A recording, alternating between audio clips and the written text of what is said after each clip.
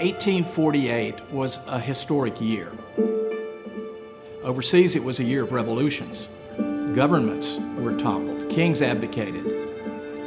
So, the dedication of a small church in rural North Carolina in March of that year would seem to have been less than newsworthy. Actually, that little church created quite a stir. It was an anti-slavery church in the heart of the slave-holding South in the days before the Civil War.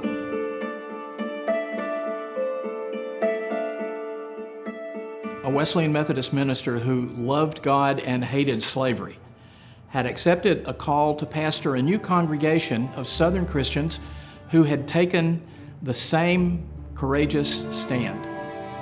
Adam Crooks was just 23 years of age and newly ordained when he arrived in North Carolina. And as abolitionists, Crooks and his congregation of 40 quickly became the targets of abuse. He was attacked by mobs. He was threatened with lynching. He was poisoned twice. And he was unlawfully imprisoned.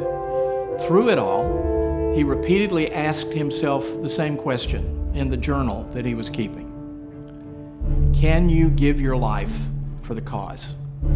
Despite the risks, the new congregation never wavered. Determined to build a church and unwilling to wait for better weather in the spring, they broke ground in the snow camp community of what is now Alamance County during the winter months of 1847-48. The name they chose was Freedom's Hill, a fitting designation for a place of worship which would proclaim freedom for slave and sinner alike and would become a station on the Underground Railroad. Freedom's Hill was a simple structure, standing on a foundation of field stones. It was constructed without the use of mortar, and the logs were fastened by wooden pegs instead of nails. So were the hand-hewn pews, which in the beginning were only benches without backs. The original windows were only wooden shutters, and the building was not heated at first. Eventually, glass windows would be added and a wood stove installed. The only decoration in the church was provided by the bullet holes riddling the front door, a reminder to all that their presence was unwelcome. But the building proved to be as strong as its builders. For almost a century, it served the generations of its founding families and the townsfolk that they reached with the gospel. When a more up-to-date and comfortable chapel was built nearby, the old church, almost hidden in a grove of trees, was largely forgotten.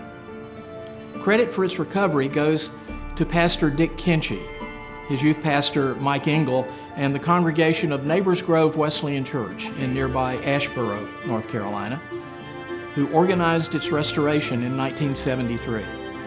And also to the North Carolina West District of the Wesleyan Church, which relocated the church to their district campgrounds as a living museum. When eventually those grounds were sold, Freedom's Hill needed a new and more permanent home.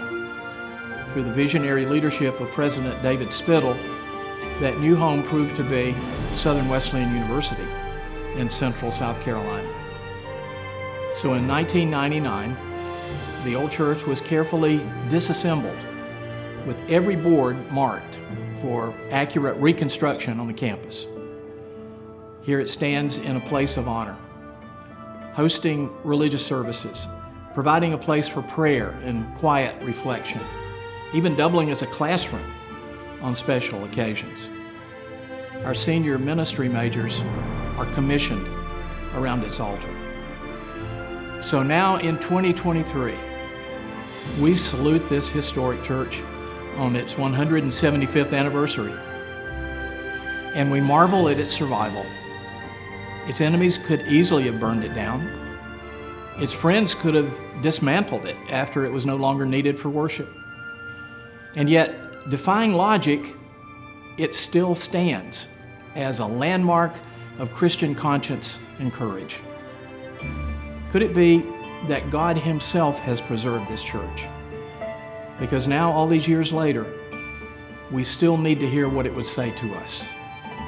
That true freedom is found in loving God and loving others in a world that seems to have largely forgotten how to do both.